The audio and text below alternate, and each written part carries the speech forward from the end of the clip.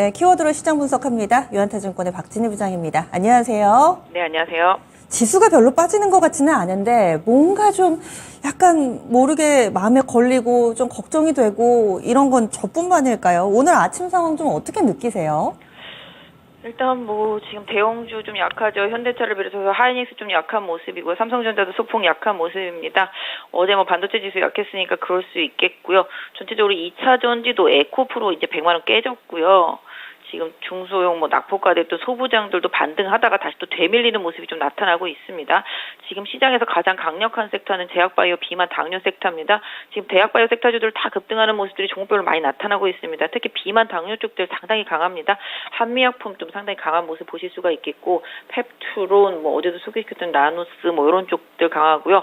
오늘 그 외에도 그동안 비만, 당뇨 후발로 올라왔던 올릭스도 추가 상승세 이어지고 있습니다. 제약바이오 속에서는 지금 샤페론 급등 하는 모습 나타나고 있고요. 어제 조정받았던 오스코텍 강하게 반등해주고 있는 모습 보실 수가 있겠습니다. 전반적으로 지금 약간 중국 관련 소비주들도 전체적인 조정 속에서 일부 소폭 좀 반등 시도가 있고요. 좀 방산 쪽들이 조금 강한 모습이죠. 오늘 다시 또 LIG 넥스온 강하게 올라오는 모습 보실 수가 있겠고, 그동안 많이 올랐던 루닛은 좀 차익 실현 매물 나오면서 좀 밀리고 있고요. 상대적으로 지아 이노베이션이라든지 신테카 바이오 이런 쪽에서 조금 받쳐주는 모습입니다. 보톡스 섹터주들 메디톡스라든지 파마리서치 이런 쪽들이 좀 강하죠. 휴젤이랑 이런 쪽들이 좀 강한 흐름 보실 수가 있겠습니다. 그래서 전체적으로는 미용, 의료, 보톡스 섹터나 제약 바이오 섹터나 비만, 당뇨 같은 섹터 이쪽이 좀 주도적이고, 2차 전지 섹터주들은 대형주 약세 속에서 중소형주 살짝 반등하다가 살짝 지금 눌린 상태라고 좀 말씀드릴 수가 있겠습니다. 그 외에는 반도체 전반적인 조정이지만 강한 것은 강하다라고 말씀드릴 수가 있겠고, 지금 로보트 상당히 강합니다. 로보트 그동안 못 올랐던 후발주 한번 노려보자 말씀드렸었는데요. 로보스타 오늘 강하게 올라오고 있고, SBB 강세 보여주고 있습니다. 레인보우는 마이너스로 전환된 모습이네요. 그러면 오늘의 첫 번째 키워드부터 보겠습니다. 네, 시장에서 주목하고 있는 첫 번째 키워드가 제약바이오인데, 그 가운데서 비만 당뇨약은 정말 센세이셔널하죠. 거기에다가 미용 의료기기 쪽은 꾸준합니다. 한쪽이 막 튀어오르는 라이징스타 같은 그런 느낌이라면 한쪽은 묵묵하게 이렇게 좀 꾸준히 모범생 같은 시세를 만들어가고 있습니다. 양쪽 나란히 시장 대비로 상당히 좀 좋은 종목군들인데요. 이 가운데서 어떤 종목 좀 좋게 보시는지, 그리고 투자 전략 있으면 알려주세요. 네, 제약바이오는 한마디로만 말씀드린다라면은 올해 좀 우리나라 제약바이오 섹터 내에 있는 주요 기업들의 주요 메인 파이프라인들이 계속 내년까지 인상이 나옵니다. 여태까지는 잔가지들이었다 치면 지금 아주 굵직한 메인 파이프라인들이 내년까지 계속 인상이 나오기 때문에 제약바이오 섹터주들 관심 계속 필요하겠습니다. 특히 이번 주말에 폐암학회 있죠. 다음 달 20일에는 또 유럽 종양학회 있습니다. 거기 참가하는 업체들 같은 경우 계속 관심을 갖고 보시는 게 좋겠습니다. 왜냐하면 어제 많이 빠졌는데 빠질 이유가 없었는데 많이 빠졌었거든요. 오늘 ST큐브, 오스코텍 같은 경우 강하게 올라주고 있는 모습 보실 수가 있겠습니다. 다 학회 이슈 있고요. 그다음에 비만, 당뇨 쪽들은 정말로 지금 일라이릴리가 신고가 났다고 해서 하는 말이 아니라 이쪽 시장이 많이 커지는데, 이 비만, 당뇨, 심혈관에 또 뇌질환까지 좀 지금 연결이 되고 있어서 어떤 면에서 보면 거의 만병 통치약인가 이런 생각이 들 정도인데, 지금 계속 미국에서도 고가고 이쪽 기업들이 실적이 좋아질 수밖에 없거든요. 시장이 점점 커지고 있기 때문에. 그래서 국내 업체들도 계속 속속 나타나고 있습니다.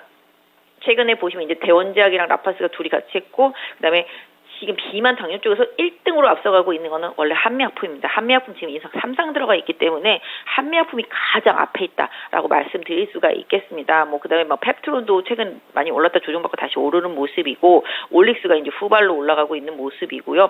숨어있는 종목 중에서는 HLB 제약, 여기도 약간 GLP-1 기전으로 좀 주사제 연구한다라는 거 옛날에 공시 있었거든요. 보면은 그거 한번 참고해 보시면 하겠습니다. 그래서 요새는 뉴스만 나오면 바로바로 올라가기 때문에 좀 챙겨보시고, 한미약품 좀 중심을 좀 보시고, 유한양행도 마찬가지 이렇게 봐주시면 좋겠습니다. 그래서 전체적으로 제약바이오 섹터주들, 그리고 또 제약바이오 내에서 또 낙폭과대한 종목들이 상당히 많습니다. 이렇게 뜬금없냐 이런 생각이 할 수도 있겠지만, 올릭스도 바닥에서 정말 뜬금없이 상당히 많이 급등했었거든요. 그리고 나서 이제 비만 당뇨 얘기가 나온 거고, 지금 샤페로는 이제 아토피 치료제 관련해서 지금 상한가 들어가는 상태가 되겠습니다.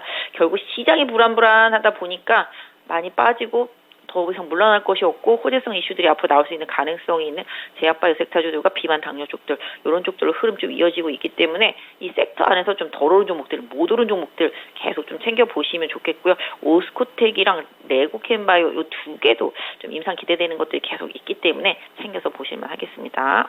네. 다음 두 번째 키워드 넘어갑니다. 2차전지 소부장 몇몇 반등 나오고요. 반도체는 약한 조정. 그런데 SK하이닉스는 조금씩 저점이 낮아지고 있는 상황입니다.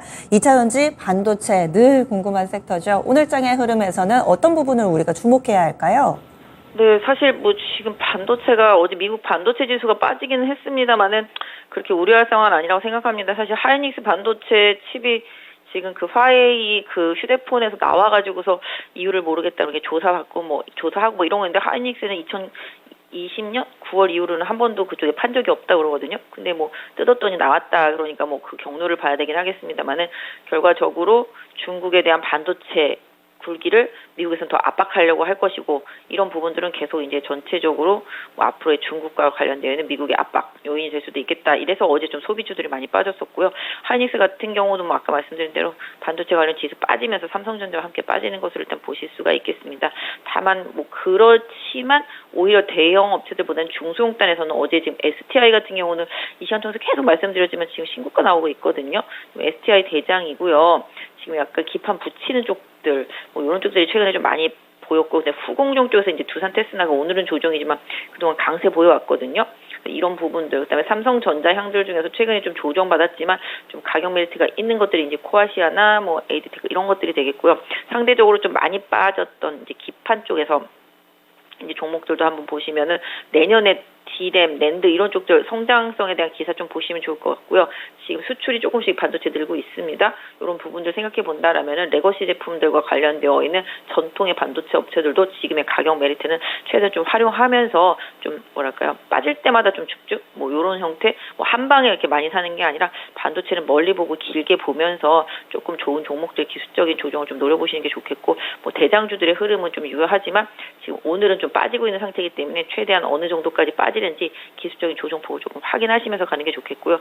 2차 전지는 에코프로가 이제 100만 원이 깨진 상태, 여기가 심리적 지지선이었었는데 이 심리적 지지선이 깨졌습니다. 100만 원 다시 회복하는지가 상당히 좀 중요하겠습니다만은 이게 또 수급이 강하게 받쳐주지 않으면 이렇게 좀 줄줄 흘러내릴 수가 있겠습니다. 줄줄 흘러내리면 정말로 80만 원, 70만 원대까지 얘기가 계속 나오고 있는데요. 그 부분도 가능하다라고 보여지고 있기 때문에 에코프로 다시 100만 원 회복하는 게 상당히 중요한 포인트가 되겠고 그 외에 뭐 포스코 그룹주들이 그나마 선전하면서 그 빈틈을 메꿔주고 있습니다. 그래서 2차 전지 쪽에서는 그나마 포스코 그룹주들이 조금 더 안전한 대피처다라고 말씀드릴 수가 있겠고 상대적으로 많이 빠졌던 2차 전지 소부장 안에서 가격적인 메리트가 있는 것들 쪽으로는 좀 기술적인 흐름들이 있습니다. 아까 보셨지만 나노신소재나 대주전자는 좀 이 상황에서 조금 버티는 모습이기 때문에 시장 전환됐을 때 빠르게 반등하는지 여부 조금 체크보실 때 일단 소부장 섹터주들은 그동안 너무 많이 빠졌기 때문에 더 이상 빠질 곳이 없을 정도입니다. 지금 롯데 에너지 머티리얼즈나 뭐 솔루스 첨단 이런 것들도 진짜 많이 빠졌거든요. 그러니까 이런 쪽들은